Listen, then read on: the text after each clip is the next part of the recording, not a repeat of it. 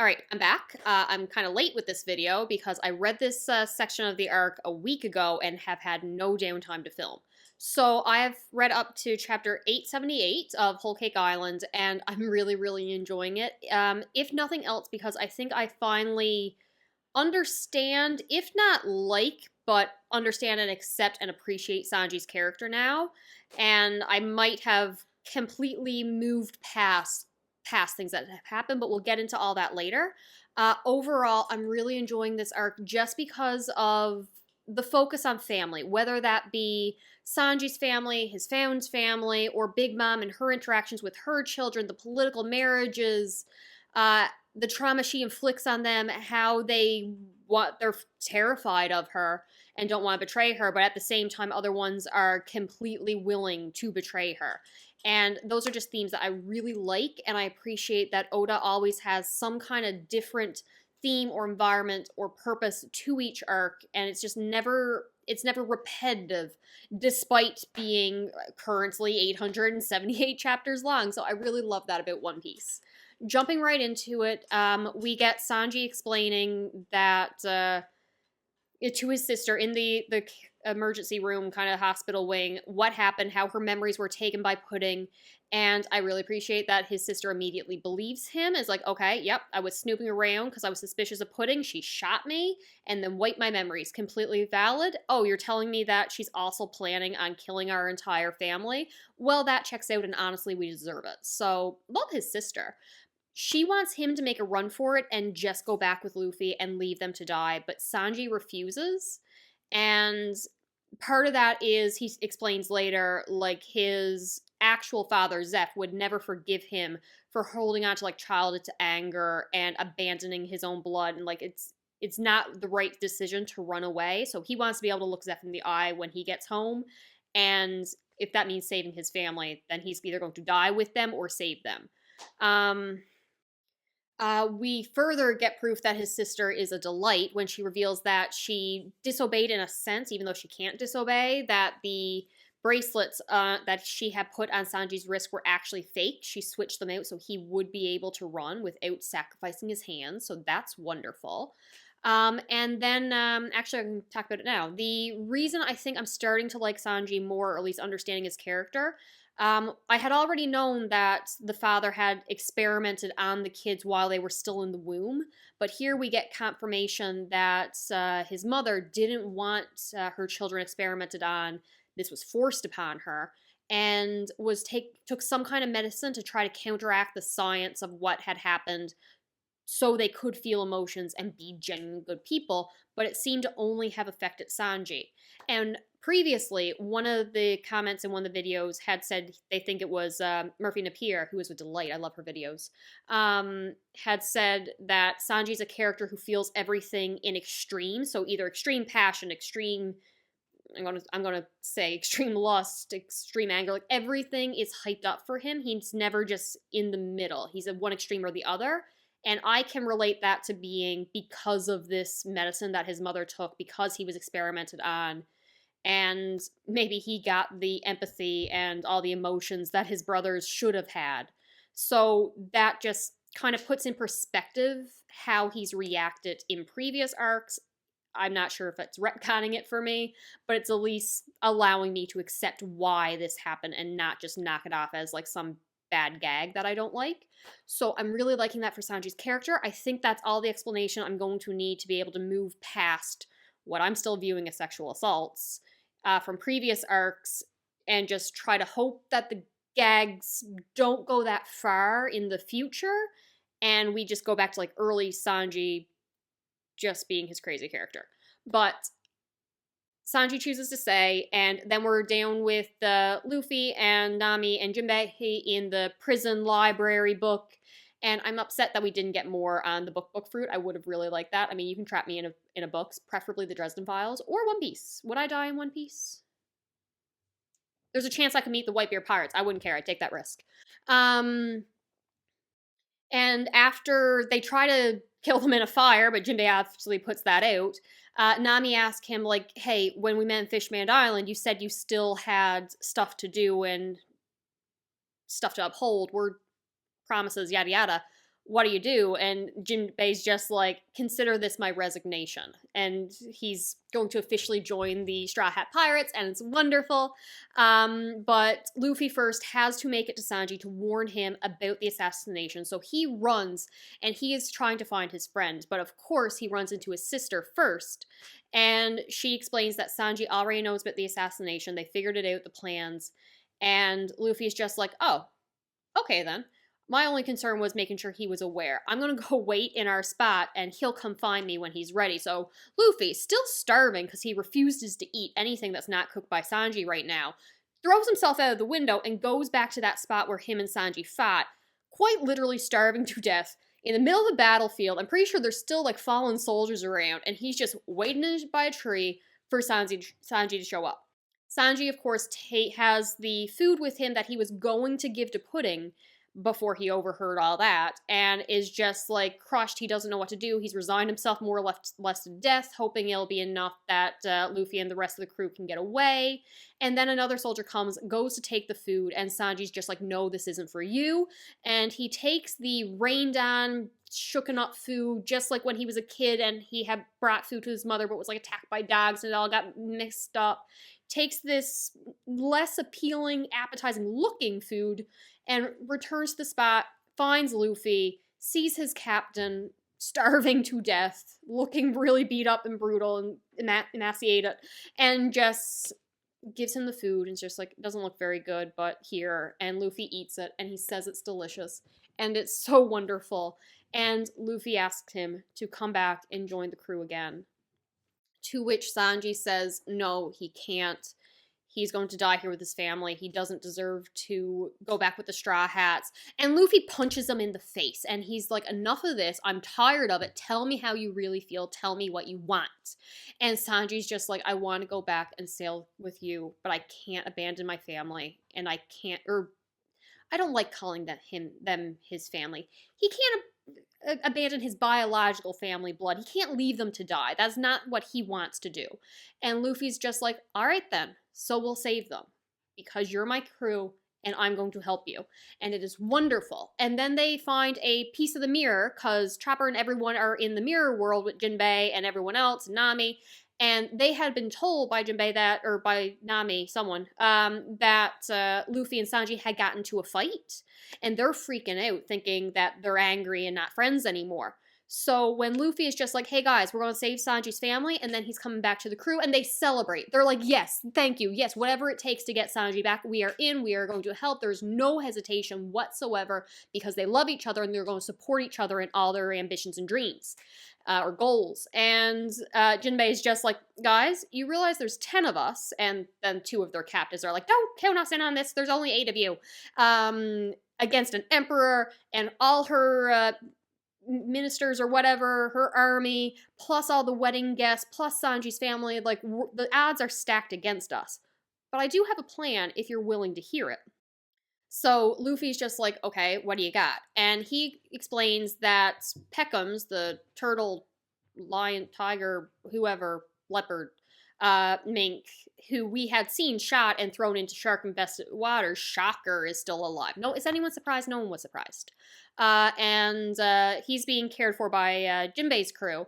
And they have revealed that the castle man, Biji?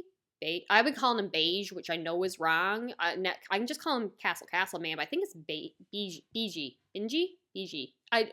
Castle Man, who is like a mafia kind of guy, is actually planning to betray Big Mom and has been setting this up all this time, already has a plan in place, and they can work together with him to take down Big Mom. Luffy is willing to hear him out, but I'm concerned on how this is going to affect Pekoms? Turtle fruit guy. Because, okay, Luffy does not forgive Castle Man for shooting his friends. He tries to punch him in the face during their meeting, but at the end of it, they still agree to work together. So are we betraying Pekoms? How is that going to reflect back on how he views Luffy? And because he doesn't want to betray Big Mom. He wants to warn Big Moms of Castle guy's betrayal. And I'm interested on how that's going to play out, hopefully in the next part of this arc. But regardless, so we go to the negotiation spot, and they have to have a shower, unnecessary fan service, but we meet Lola's twin sister, who reveals that Lola was going to get married to a giant and seal the rift of the anger between the giants and Big Mom. And when Lola ran away, that destroyed that relationship or possibility of a relationship. And now Big Mom can't even handle seeing Lola's twin. Lola's twin's married to the Castle man. They have a baby together, and she's 100% ready to betray Big Mom for how she's been treated in the past and only cares right now about protecting her new family. I really, really, really love the focus on family in this arc. So then Luffy and Castle Guy talk. Turns out he has Caesar working for him, and they all collectively agree to work together to stop Big Mom. And Luffy agrees to having a funny entrance when the Castle Guy is just like, it's not supposed to be funny, this is a serious mission.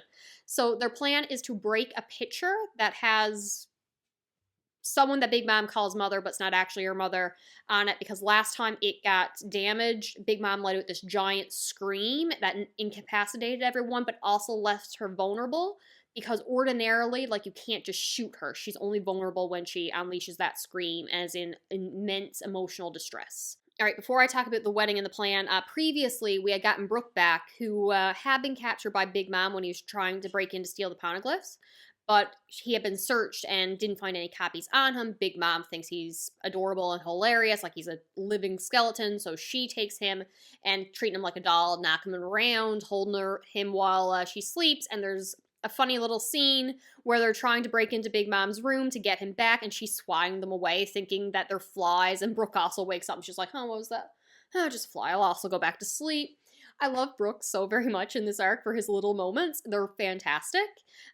So they eventually do get him back, and he reveals, by cracking open his skull, not damaging the afro, that he does have the tracings of the poneglyphs, and everyone's just like, you got them? This was an incredibly hard thing to do. Like, emperors and the most powerful people in the world would risk their life or do anything to get this and probably still fail. And Brook just pulls an Elle Woods and is just like, what? Like, it's hard? And that's lovely, because it's just like, you needed it done, I got it done, that's who I am. I love Brook, he's wonderful. And then we get to the wedding when he's also being a delight. So we have a bunch of people coming in for the wedding, ministers or leaders of certain districts. One of them is absolutely adorable. She reminds me of that character girl from The Great Gatsby, but her name was Stacey. She's cute. I like her design. They all go in, and Luffy prepares for his big entrance. There's a thing where they can't wake him up. Sanji's family and his guards are just being like, oh, I guess Master Sanji's getting married today. Too bad we can't go into the castle to send him off. But, like, who ever heard of guards at a wedding? It's a time of peace, as the rains of Castamere slowly play in the distance. Sanji and Pudding come in. They go up to the minister who's going to marry them, and all this time, Pudding has been, like, in her mind, being her evil self, thinking that Sanji is going to be disgusted when he pulls back her veil and she shows that third eye. Because all her life, Big Mom has said, like, even for one of my children, you're a freak. And everyone has taunted her and hated her and bullied her. And she had to fight back and threaten them and be that evil person, because she truly feels like she's disgusting for that part of herself and that eye. And she's waiting to see the look of shock and disgust on his face. But when he pulls back the veil, he just says she's beautiful. And in that moment, she loses, like, her mind. She doesn't know how to interpret that, what to think. Like, how could he view her this way when her own mother thought she was disgusting looking? So she can't bring herself to pull that gun and pull the trigger. Now, her older brother, the second son, oh my god, what was his name? I like his design. I want to know his name. Give me a second. Katakuri. I'm going with that. Katakuri. He has such good haki, of observational haki, that he can actually see a few seconds into the future. So when he realizes that Pudding was going to fall at the wedding vows, he knew something was up. So when that happens, he was ready to shoot, but so was the priest, and end up shooting the priest, not Sanji. And that's when Luffy makes his big entrance. So he jumps through the wedding cake, which is actually not the best thing that to happen. But he's also got the one of Big Mom's daughters, who is not working with them but is being forced to, has turned a bunch of the animals into copies of Luffy. So there's just dozens or hundreds of Luffys running around causing havoc because they're actually animals destroying the place. And Big Mom is freaking out because she wanted that wedding cake. Impossibly Jinbei's best moment when he officially resigns from Big Mom's service. My God. Okay. Actually, no, I'm not butchering this moment the way I did with Brook's cool line in the last one, so I'm getting this right. Okay, so Big Mom's power of stealing the life force and the soul and all that and lifespan only really works if whoever she's taken from is afraid of her. So Jinbe looks at this massive emperor, dead in the eyes, surrounded by her entire armies, knowing she's about to take all of his life if he has one hesitated second of fear, and instead looks at her and says, "A man who would be crewmate of the future king of the pirates cannot afford to tremble in the presence of a mere emperor." Puts down his sake cup that he had given to her with the whole mother-sons thing and resigns without that power affecting him because he holds no fear. And I love it. That was Jinbei's best moment yet. I love this man so very much. And then during all the chaos and the fights, they can't quite get to the picture. No, they do. They get to the picture. It's Brook who's there, dressed up as like a really bad fake Luffy because he's hilarious and I love him. And he smashes the picture of that's on the table. It's of Big Mom's sort of mom named Miss Caramel, something like that. But Big Mom is in such distraught over all the chaos. She doesn't know what to focus on, what to be upset with. So Luffy has to show her the picture of it being broken, and she unleashes that scream. Now seems to be like a good enough time to talk about the flashback. I really liked this flashback. It was just short enough that it didn't overstay its welcome, in my opinion, and gave me just enough backstory of what I wanted from Big Mom's character to make my little bit of a criticism in the future not really much of a criticism. So essentially, Big Mom had been left alone on an island by her real family, or her biological family, because she was causing too much chaos and havoc in their home village, and they just couldn't do it anymore. So the mom's crying. She's like, "I don't want to abandon my daughter, but she's too much. I can't do this." Hopefully, this other mother will take her in, care for her, and she'll live a good life. So is it like Mistress Caramel or Madam or Ma'am? She's a smoking nun. Takes her in and brings her to a new orphanage full of kind of like misfits and people who have trouble finding a place to belong. They're going to be a happy family. She just wants everyone to live in peace. Oda would convince me that this was a good woman. I am being fooled left, right, and center in this arc. But what I love most is you see that Big Mom as a child, or Lin I think her name was originally, she's acting out in a sense that she doesn't know any better. It doesn't feel malicious. So when she's eating all the food or attacking people, it's because she's so much bigger than everyone else. Like, she can't control her own strength. She doesn't have impulse control. And no one is teaching her otherwise.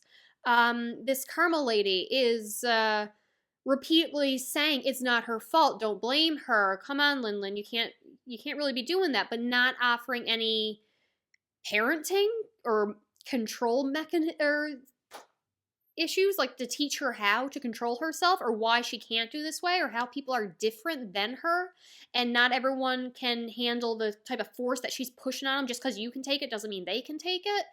And her idea of, Lin interprets this of the idea of everyone being equal as everyone should be as big as her and then everyone can be happy, rather than the fact of thinking like, hey, we're all different and I can't treat everyone the way that I can be treated. She's not taught anything as a child. It's just accept it and let her run havoc. They're originally on Elbath with the giants, and I love that, when she ends up killing one of the giants in a complete rage. But again, it's not really her fault, because they sprung this idea of a feast, or first you have a feast, and then you fast for like, is it 12 days? And no one told her this to prepare her leading up to it. And then she loves all this specific little treat foods that she's getting, and she just wants to eat it all. They have to stop her from eating it all, and then she's forced to fast, which is probably just a lot to spring on this child who's always hungry. And she tries so hard for a bunch of days, but then the hunger pains start, and she goes on a rampage, and she ends up killing one of the giants, and that gets her kicked out because her mother Carmel stands up for her and says, "We'll leave. Just let us be. Let us leave in peace." So she's forced to leave Elbaf, the one place where she almost felt accepted because everyone was as big as her. And then eventually they're trying to have fun in their new home. They're happy, and they throw her a birthday party. Side note, we learn Mother Carmel is actually a terrible person and has been selling orphans to the government, including a previous giant that we've seen at Marineford, and had planned to sell Big Mom, then Linlin, to them as well. So during her birthday feast, she's eaten and eaten all these sweets, and she's eaten and eaten, eaten, eaten, eaten. And then when it's over, we're pretty sure she has actually eaten all her friends and her mother. So that's something that happens. And now she's left alone. She's crying. She thinks that they've abandoned her, and is taken in by the guy who can cook and turn anything he makes into food. And then we see her get her bounties as she goes on the rampage, becoming a pirate. One more side note, it was actually Mother Carmel's, or Caramel, however you're going to pronounce that, power to take souls and put it into other things. So that sun, I'm pretty sure Prometheus, was actually created by her. And when Big Mom ate Mother Carmel lady, she took in her power. I don't want to think about what this means about eating someone to get possibly their devil fruit powers, because that I don't want that to be how Blackbeard got my darling love Whitebeard's powers. Don't tell me I don't want to know. It didn't. That's not what he did. I'm going to go with the comment section telling me that if you kill someone, it's remade into another fruit. So the Blackbeard pirates are just walking around with a bunch of fruit to kill devil fruit users. I'm not accepting that someone ate a part of Blackbeard or Whitebeard. I'm not accepting that. So back to the present day, Big Mom has let out the scream. She's vulnerable, and they shoot at her with these missiles created by Caesar, but it doesn't work. The plan goes haywire. Everything's falling apart. Caesar was supposed to fly in with a mirror to let them all escape, but that cracks and is destroyed. They all escape into the Castle Man, Biji's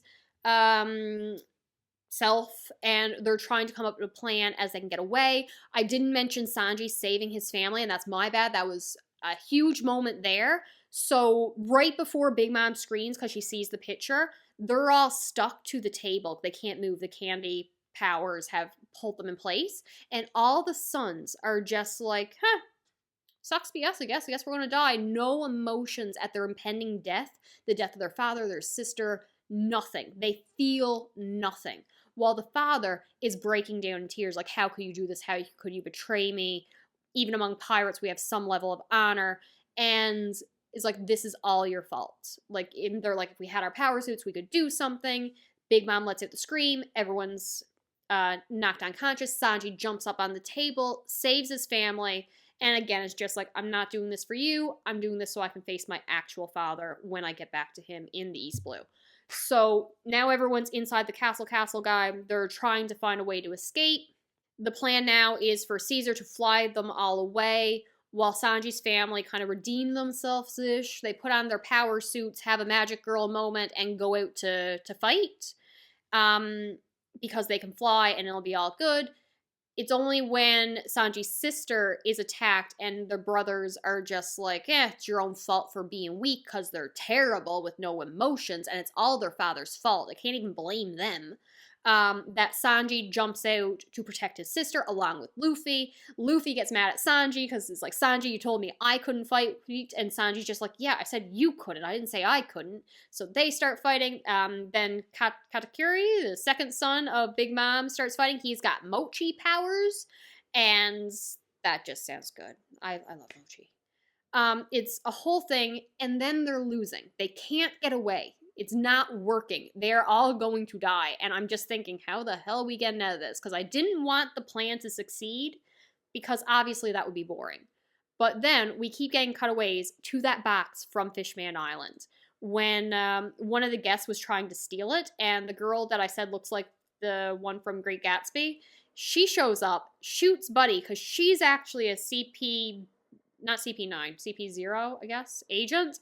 And but the box ends up falling down. She had tried to take that box away, and I had all this time been waiting for that box to come into play. And I gotta say, I'm actually pretty happy with how it works. I'm normally not a big fan of basically a coincidence getting the characters out of trouble. I'm okay with it getting them into trouble. But in this occasion, when the box fell and the explosion went off, because I had spent so much time thinking Big Mom would be the one to open it and blow up in her face, and that would be a very unsatisfying ending to her, I'm happy that when it did go off, it was just to knock down the tower and allow everyone to get away. I think we have been setting up its existence and flashing back and forth to it so many times that this worked. I'm happy. And they all get away. The castle guy sort of betrays Luffy. He's like, I was never your friend. I was never really your ally. We were just working together temporarily to take down Big Mom. Puts up a sign like Straw Hats went that way. He runs that way. So Brook and everyone has to go protect the ship while Sanji and Luffy and them are running through the forest. And Big Mom wants her wedding cake now. So she goes into another hunger pain rage. And one of her, I don't know, war pirate crewmates is just like, oh, Big Mom, you have a wedding cake, but the Straw Hats took it. They have it now. Please don't kill us. So she runs after the Straw Hats. The rest of the crew knows that Big Mom's going to be back and even more angry when she realizes they don't have a cake. So Pudding goes to the castle guy to get her sister to help her make a cake. And then we reveal that Pudding is actually in love, has actually fallen in love with Sanji, which I love. I love it so very much. I said I wanted Sanji to have a crazy, toxic, like, unhealthy girlfriend relationship with someone. I still like Viola more, but I kind of like the idea of it being Pudding. She's torn between I want to kill this man because that's what I was told to do, and then I love him, he accepted me for who I am, and this back and forth that she has with her own internal self, and then how she's cutting back from being angry, evil Pudding to sweet, in love Pudding. I really, really love that.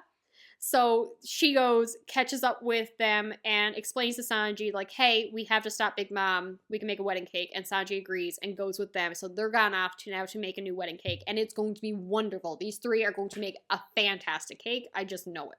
All right, going through the seducing woods, it's Nami actually who saves the day, and this is why I love Nami's power. She doesn't have that much on her own. She can produce the lightning and the weather control, and it's impressive, but not enough to take down someone obviously vastly more powerful than her. But she can manipulate the environment around her, and I really love that for her. So Zeus, the little storm cloud that Big Mom has made and is riding around on, is attacking them, and she throws out these little lightning cloud things, which he eats. And he's like, num num num, that's really good, give me more. So she more or less makes friends with this cloud, feeding it little balls of lightning. And it knocks Big Mom off, continue following them, continues to feed it. And then she gives it like one of her weather eggs, and it goes up and it builds all this power, this giant, massive amount of lightning, which is unleashed. Nami controls it, unleashes it to strike Big Mom, and crater, massive. Everyone thinks this was directed at the Straw Hats, and they're actually going to be dead because of this. But clearly the Straw Hats got away. And Big Mom is under the ground. Like, she really should have been just taken out from this attack from Nami and Zeus. Zeus is just floating around like, oh, sorry about that, but it was really good. It was so cute. But Big Mom's still in her hunger pains and wanting wedding cake, is like running under the ground, destroying everything in her path. Everything's being thrown around. And I will say, initially, I wasn't the biggest fan of pretty much taking away all her character dialogue. She can't communicate. She's just giving into hunger and rage and need. But at the same time, we mentioned she never learned any coping skills to how to deal with wants and desires when she was a child. So I feel like this is just natural progression of her character and what would happen if she never learned any control. So I kind of like it. Meanwhile, Brook and them are taking on more chess pieces up at the Sunny. They're protecting the boat and this crew. Luffy and them make it. There's another fight. And then Pedro, the jaguar mink, he has a sacrifice where he blows up one of the candy people on Big Mom's crew in order to save Brook and Chopper and them and everyone who's being turned into candy. And I'm hesitant to believe he's dead just because it's really reminding me of the explosion back in Alabasta where the Hawk guy sacrificed his life, and I got so overly emotional by that scene. Like, that was probably the scene that hooked me the most and got me really invested in One Piece, only for Oda to turn around at the end and be like, oh, he's actually alive. I don't. I'll probably talk more about his emotions and sacrifice if it's confirmed that he's actually dead. Because right now they are kind of grieving him, but I'm not really, no body, no death. I want it to be an emotional sacrifice, but I don't really trust it right now. He has also mentioned that he believes that the Straw Hats will bring the new dawn, a new age. So I'm excited to see how that plays out. If there's any legends and histories that his people are referring to, compare that with Joy Boy, compare that with Roger's timeline, and just put everything together. And the 1,000-year or 100-year gap in history 1,000 years ago, just how it all weaves together. We got little legends, all that could be all the same thing. All right, so this section of the arc ends with a coup de burst and everyone getting away, except Luffy takes the second sun guy, Katakuri, into the mirror world with the rest of Big Mom's forces, and he's ready for one final fight, last stand kind of thing. And I'm very excited to see what happens. I have been waiting to read the next part of this arc for a week now because I didn't want to talk about it until I filmed this video, and it's driving me crazy. So I need to read that. I'm going to be finishing Chainsaw Man Part 2 as well so I can start Monster. And I'm so excited to start Monster. I've also spent like $200 on the volumes for Bungo Stray Dogs, which I get to start after Monster. I've spent too much money. Someone take my credit card away from me. Is there anything else I need to talk about for this arc? The cover pages. I don't talk about the cover pages too often, but this one I gotta talk about because my darling love, Bartolomeo, who is me, is going around the world spreading the word that is Monkey D. Luffy, the religion of the Straw Hat Pirates, our saviors. And in one of the places, so he's taken down enemy pirates, he's probably liberated villages, he's doing a great time, but he burns down one of Shanks's flags. So a village in Shanks's territory has been conquered by Luffy's armada side Straw Hat Pirates alliance, and I'm just like, how's that going to play out? Please tell me that's going to play out somehow in the future, because I'm excited for that. I'm sure Shanks will understand. Shanks not holding it against Luffy, but I want something. So I will talk to you later. I'm very excited to see what happens next.